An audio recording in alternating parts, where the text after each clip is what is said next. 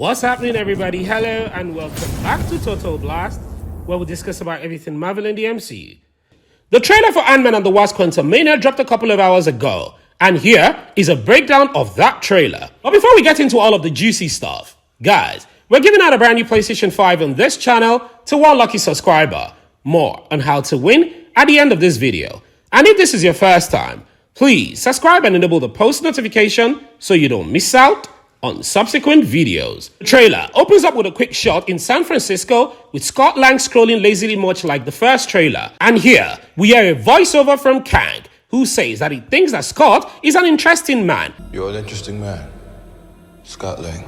And the way his voiceover dominates the trailer gives the impression that he will be a big force in this film. Then, Scott and Hope appears to be on a red carpet show for their transformation from Civil War fugitives to being loved by the public. After Avengers Endgame, he's suddenly well known. And yes, he was part of those that saved the universe. Now, the trailer begins with Kang saying, "You're an Avenger." But interestingly, the second thing he says is, "You have a daughter." Then, it cuts to Scott checking his phone and receiving a call from Cassie Lang. But notice that the picture on the phone is that of the young baby Cassie. This tells us that Scott last saw Cassie 5 years ago as revealed in Avengers Endgame. Since Endgame, Cassie has fully matured, and the plot now includes her in a more major way. She's sort of going to be reflecting on how Scott was before he became a superhero. Naturally, Scott did this and broke the law against the establishment that demanded money from their people. Cassie will be a hero in her own right, will experience something similar. She's calling him because she's currently in jail and she needs her father to come pick her up so that she can leave. She's likely in jail because she committed illegal acts of kindness that were akin to those of Robin Hood, such as assisting the poor. The line, "So you have a daughter, but you've lost a lot of time like me," in Kang's speech here actually refers to Scott's belief that his daughter might have been more successful if he weren't in the snap. Scott is desperately attempting to make up for the time that he lost with his daughter when he was trapped in the quantum realm for 5 years, which is why Kang says that we need to help each other in doing so. Scott's top priority in the first two movies was spending time with his daughter, and she was the first person he went to following Endgame. Then, we see footages of Scott and Cassie being sucked into the quantum realm, but we also know that from the first trailer that it wasn't just them who got sucked in, but also Janet Van Dyne, Hank Pym, and Hope Van Dyne. This is because Cassie has created a device that allows them to communicate with people inside of the quantum realm. But when they sent down a message, they ended up all getting sucked into it, and they all got stuck. And this is where things began to get interesting, because this is where Scott meets Kang. But why Scott? Who are you? To which Kang replies, "I am the man who can give you one thing that you want: time." Therefore, according to this new teaser, it appears that Kang will give Scott additional time with his daughter in a world in which Thanos never executed the snap, owing to the Multiverse of Madness, which showed that the Illuminati were able to stop Thanos before ever carrying out his plan. We are aware that these exist. From what we know from the Comic-Con trailer, the Quantum Realm device has actually had some info on it. This contained a lot of extra shots that haven't been seen, and it had Cassie talking about the device itself. In reality, she created it during the 5 years between the snap and the blip to save her father. Since Kang the Conqueror in the comics is a time traveler and the master of time, he has effectively conquered countless worlds. Not just that of our realm, but those in other universes as well, using time travel to rule the multiverse. In addition to being extremely unstable, the quantum world itself has a huge roll of features in the sky that resembles portals. This resembles the tunnel that were in the realm when the Avengers descended into it. And they might also allow Kang to travel into it through other realms. And yeah, we hear Janet Van Dyne discussing how dangerous he was. She claims that it can rewrite existence and crash timelines. Remember, she was trapped in the quantum realm for a very long time before Scott, Hank, and Hope rescued her. Therefore, she's aware of who Kang is. Interestingly, a recent photo leaks have claimed that after being trapped in the quantum realm, Janet set up residence there after being lost in the wilderness. One night, she witnessed a ship crash land, which may be depicted in the video, in which a hooded figure watches something come trembling across the skyline in the quantum realm. And this is how they may have met, because she's been pursued by some of those creatures in the first trailer as she stood on a rocky platform as the creatures closed in on her. She eventually met Kang the Conqueror, who saved her. So, she knows him well, and after discovering his real motives, Janet presumably sabotaged the ship and left, trapping him in the quantum realm for a long period of time while he planned his retaliation. Well, that's what the spoiler said. So, take all of this information with a hefty grain of salt. In the first trailer, Kang indicated that he would assist someone in returning home or buy or save them time, and this person could have been Janet. So this is my prediction. Kang will lie to Scott that if he helps him, he will give him back time which he missed with his daughter during the blip, which Scott desperately wants. This is why Scott says, I don't care who he is, I've just lost so much. Therefore, Kang can rewrite all of those times that he has lost from his loved ones. He needs that moment actually. In this dialogue, we now see what Kang City looks like from a different angle, which looks rather breathtaking with its civilization. We then see all of these new rebels. They all seem like new characters Kang has in his pantheons, which are the forces that fight for him, and all have the appearances of the villains in the comic book. In the trailer, we can see Modoc and some of these other characters accompanying him. Modoc is an acronym for Mechanized Organized Designed Only for Killing. Early indications indicate that it is Darren Cross turned into Modoc in the Marvel Cinematic Universe. Darren Cross was crippled after he fought with Antman in the first film, and Antman destroyed his suit. He made himself this metallic suit so that he can move around, which is also a formidable foe. Then, from this point on, we see some gigantic ring of what we've already seen with Janet. However, in addition to this, there's a sizable structure made out of rings that hold specific gyros, which are also found in Eternal's ship, the 10 rings, and the bands of Miss Marvel, all which are connected to Kang's technology in the comic.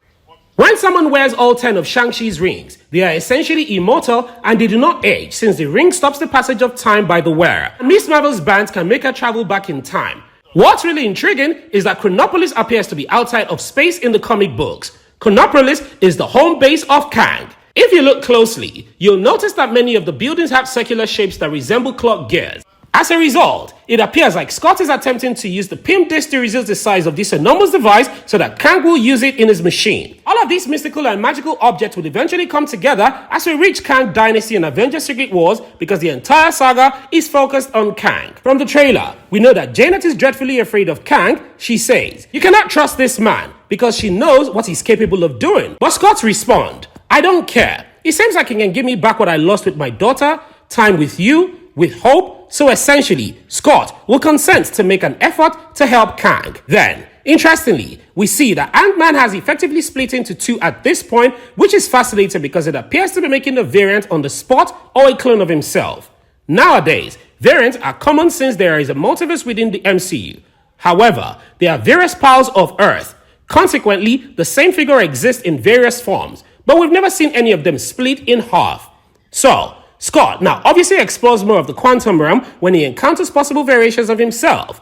We also see a group of Scott constructing a column, which is comparable to how ants function. All of this is also being done to obtain a device that will probably be used to power Kang's chair that enable him to travel the multiverse. This scene is probably where we'll meet Scott from a variety of worlds. One of them might come from a universe in which he was never fired from Baskin and Robbins, since this is a phenomenon that only occurs in an infinite multiverse. The Antman that we see here might even be on the same mission by alternate Kangs from different realities due to this breaching all across possible realities, which is a highly dangerous setting where all space and time blur into one and the rules of reality are thrown out. And Kang needs the assistance of Antman because this villain is actually Kang Varian and probably not the one in charge of the large metropolis. And there will be at least 2 Kangs, of whom one will be trapped inside the quantum realm with no way out, which is why Kang says, "You've lost time and so have I," as he's stuck there because he lacks the powered source for his chair.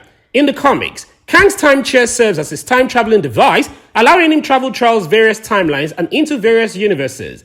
To power his chair, he must steal the power source from the other variant, who is essentially the master of the quantum world. In essence, it's a heist or robbery, which is why Antman is the ideal person because that is what he did while he was a criminal. However, Kang doesn't exactly give him a choice. He says, "Let's make this easy for you. You'll bring me what I need, or everything you call life will end," referring to the power source. However, Kang the villain will ultimately betray him. This is why we hear Scott says, "We had a deal." For Scott to help Kang, his daughter Cassie will be kidnapped and held hostage by Kang to probably speed up things with Antman stealing the device for him. After that, there are numerous fight scenes in which Scott is seen and is willing to lose to defeat Kang, who has now openly betrayed his agreement with him. We get to see a hand-to-hand combat and see Kang beating Antman. He puts him in the arm lock and kicks him in the head, breaking his helmet. In between all of this, we also catch a glimpse of Scott falling into the curb as the warp flies in to save him. Plus, he's the only one without a helmet. Whatever the case may be, It appears at this point that Kang has won, and the movie turn covers the rest of the trailer. Additionally, this is Ant-Man's third movie, and if we recall the past MCU trilogies,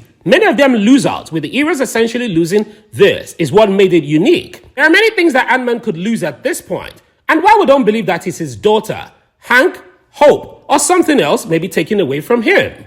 Also, before now, Marvel had already confirmed that Bill Murray will indeed be portraying the character of Lord Kryla, as Marvel has now confirmed an exact word say does. Lord Kryla is the governor of Axia, a bizarre and crushing community within the quantum realm. Call him cowardly or self-centered, Kryla unapologetically loves the high life status and grants him expensive meals, exotic cocktails, and top-notch transportation that brought huge pleasure yash. So, Bill Murray plays Lord Kryla in this way. The movie will reportedly end with Janet and Scott imprisoned in the quantum realm when Kang abandons them and before escaping to another universe before arriving at Earth 616 and the final world. It will assure Janet that he will destroy the whole world in the multiverse. The Kang Dynasty and Secret Wars event will be somewhat built up by this. This will come to an end when he returns from his journey having destroyed several of the worlds. He will make a final stand for everyone who has been impacted by his arrival in the film, in which he has already wrecked several realities, to defeat the antagonist, according to a plot leak from Industry Insider. The fact that the character can transform his consciousness into a body that belongs to a different form of himself in the comic books makes him completely unkillable in my own opinion. And this is how the trailer concludes. And back to our giveaway. Guys, we'll be giving out a brand new PlayStation 5 on this channel when we hit a milestone of 1,000 subscribers. And all you have to do to win is watch our videos, subscribe, turn on post notification, like, and comment. And one lucky subscriber will be chosen from the comment section to win our brand new PlayStation 5. Also, we want to say thank you to everyone who has supported us this far. We truly appreciate it. What are your thoughts on this video? Are you excited about Ant-Man and the Wasp QUANTUMANIA? Please, don't forget to like this video and share your thoughts and opinions in the comment section below. Subscribe and turn on the post notification so you don't miss out on any of our latest Marvel news. Thank you so much for watching, and as always, I hope to see you in the next one.